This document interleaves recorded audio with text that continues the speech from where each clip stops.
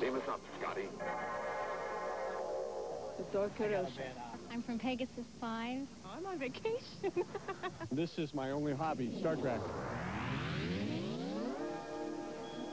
Man, I can't believe all this stuff. Come on down here.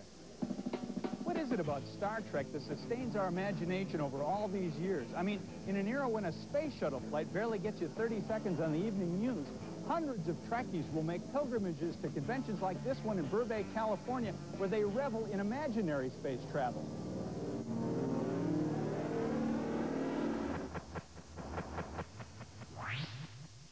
I'm standing here with a group of Klingons. I'm asking people for their favorite Star Trek catchphrase. Yours? It was a matter of honor. Revenge. Revenge is best served cold. Now, I go with the classics, the obvious, you know. I can't change the laws of physics, Captain. I've got to have 30 minutes. This is my theory, see, about Star Trek, is that for every moral question that one might encounter in life, there is a Star Trek episode that answers it. It's like humanity. It is the human race. Honor above all. Kirk finds his planet's all molten rock and all from his Kirk land violated the Prime Directive every once in a while. That is the bottom line. He screwed up that universe, okay? And now Well, I think we learned that in Somalia. forget about the conflicts. Forget what's wrong over there. See if you can. And you thought this was nothing but lightweight fantasy. This is very serious political science discussion going on There's here. going to be conflict. You cannot escape it. 15,000 attending Trek fans can find everything from Franklin Mint ships to posters and photos to alien holograms. This event was so big, a sci-fi museum was set up on site by sci-fi addicts Jim Latta and Roger Side.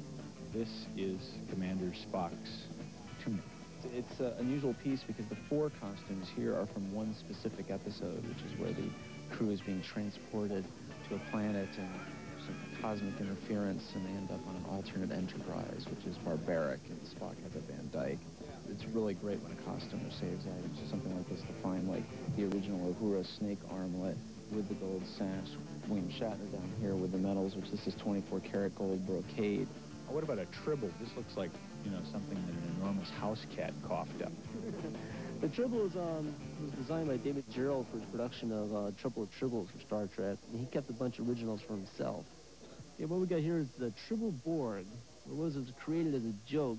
Sort of the 23rd century version of a jackalope, I guess. Exactly, yeah.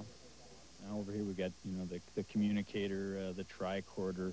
That's right, the tricorders, it's like a carry-all. It just does everything for you. In fact, I got an original drawing where 2 communicators fit inside the tricorder. These shoes look like something Louis XIV might have been mincing around in at court. What are those? No, actually, these are T'Pring's shoe from the old Star Trek episode of Mock Time. That's Spock's wife. We don't know what the costume is, but these are the original shoes that's come up through there. Okay, my apologies to the French in that case.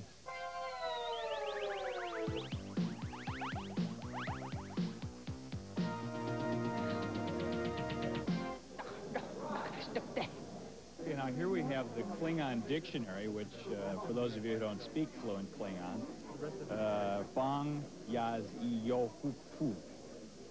I accidentally killed the officer.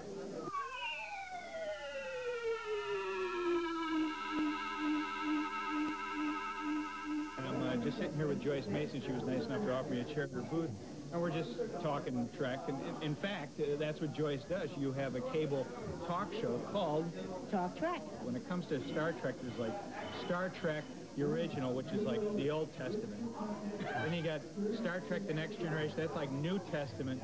And then the other shows, I don't know, they're like Mormons maybe or something. You pointed out a distinction to me between a Trekkie and a Trekker. Right. Explain that.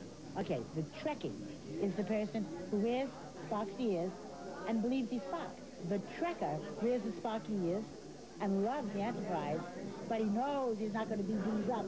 Okay. Because he knows he's not Spock. So one is a pathology and the other one's a hobby. Exactly.